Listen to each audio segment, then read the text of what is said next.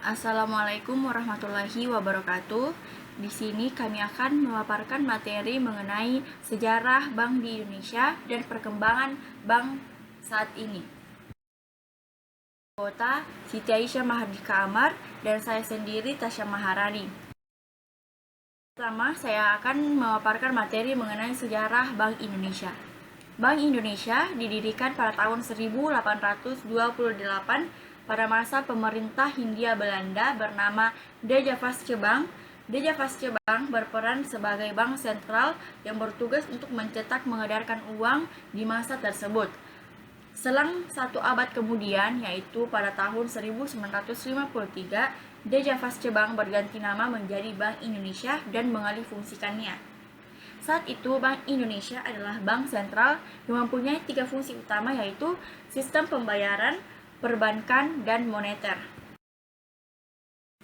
Selanjutnya, pemerintah juga memberikan wewenang kepada Bank Indonesia untuk melaksanakan fungsi komersial sama seperti pendahulunya, yaitu De Javasche Bank.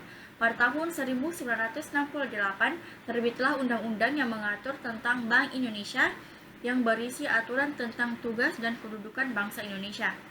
Bank Indonesia. Tahun 1999, Bank Indonesia berwenang dan bertugas untuk menjaga nilai rupiah agar tetap stabil yang diatur di Undang-Undang Nomor 23 Tahun 1999. Kemudian pemerintah melakukan amandemen dan menerbitkan Perpu pengganti Undang-Undang Nomor 2 Tahun 2008 terkait perubahan kedua atas Undang-Undang Nomor 23 Tahun 1999 tentang Bank Indonesia sebagai solusi memelihara stabilitas sistem keuangan negara. Adapun tujuan dan tugas Bank Indonesia yaitu memelihara nilai rupiah agar tetap stabil terhadap barang dan jasa, memelihara nilai rupiah agar tetap stabil terhadap mata uang asing, menyusun dan mengawasi regulasi bagi seluruh bank yang ada di Indonesia, melakukan riset dan pengamatan, menyimpan dana kas negara, dan menyediakan bantuan berupa suntikan dan kepada bank-bank yang ada di Indonesia jika sedang terjadi krisis. Adapun fungsi Bank Indonesia yaitu 1. Mengesahkan dan melakukan kebijakan moneter. 2. Peran Bank Indonesia dalam sistem pembayaran adalah untuk mengatur dan mengawasinya agar tetap lancar. Dan terakhir, memelihara sistem keuangan agar tetap stabil. Perbankan di masa pandemi. Kelemahan ekonomi nasional akibat pandemi COVID-19 memiliki dampak yang besar terhadap sektor real. Banyak perusahaan yang mengalami gangguan bisnis dan merumahkan pegawainya atau melakukan pemutusan hubungan kerja. Pandemi tentunya memberikan dampak di sektor perbankan. Sektor perbankan nasional mengalami banyak tantangan di masa pandemi. Banyak tantangan di masa pandemi dalam jangka pendek, ketidakpastian berakhirnya masa pandemi COVID-19 masih membayangi pemulihan ekonomi nasional yang dapat mempengaruhi kinerja perbankan. Akan dibacakan oleh Siti Mahardika Amar. Industri perbankan dihadapkan berbagai macam masalah di masa COVID-19. Yang pertama, meningkatnya risiko kredit. Penurunan aktivitas ekonomi sebagai dampak kebijakan pembatasan sosial telah memberi tekanan pada kinerja debitur dan memberikan dampak lanjutan pada peningkatan kredit berisiko tinggi. Perubahan ekspektasi masyarakat akan layanan perbankan, pembatasan sosial berskala besar juga telah mengubah perilaku masyarakat dalam melakukan transaksi dari sebelumnya dari sebelum interaksi fisik ke arah virtual.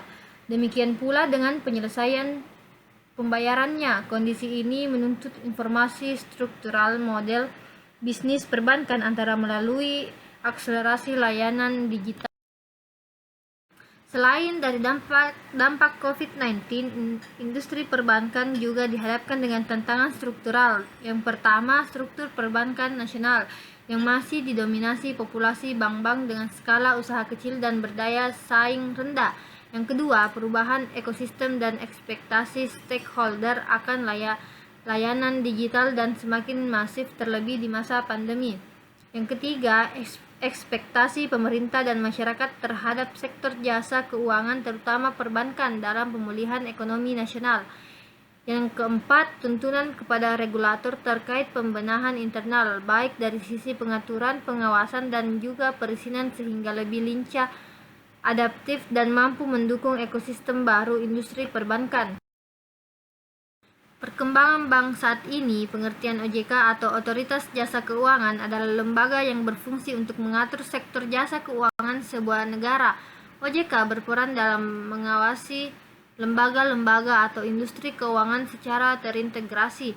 Otoritas Jasa Keuangan atau OJK sebagai lembaga independen yang mengemban tugas untuk mengatur dan mengawasi industri perbankan serta melindungi konsumen perbankan. Kepentingan untuk mengembangkan perbankan agar memiliki kinerja yang baik. Pengembangan perbankan Indonesia perlu dilakukan secara hati-hati agar tidak menimbulkan gejolak sehingga perbankan dapat tumbuh secara sehat dan berkesinambungan, serta mampu memberikan manfaat yang besar bagi pembangunan ekonomi nasional dan kesejahteraan masyarakat. RP21 terdiri dari 4 arah pengembangan, yaitu yang pertama, penguatan struktur dan keunggulan kompetitif. Yang kedua, akselerasi transformasi digital. Yang ketiga, penguatan peran perbankan dalam perekonomian nasional. Dan yang terakhir, penguatan pengaturan, pengawasan, dan perizinan, serta 4 perangkat pendukung yang terdiri dari yang pertama, kepemimpinan dan manajemen perubahan. Yang kedua, infrastruktur teknologi informasi. Yang ketiga, kualitas dan kuantitas sumber daya manusia atau SDM. Dan yang terakhir, sinergi dan kolaborasi seluruh pemangku kepentingannya. Terima kasih.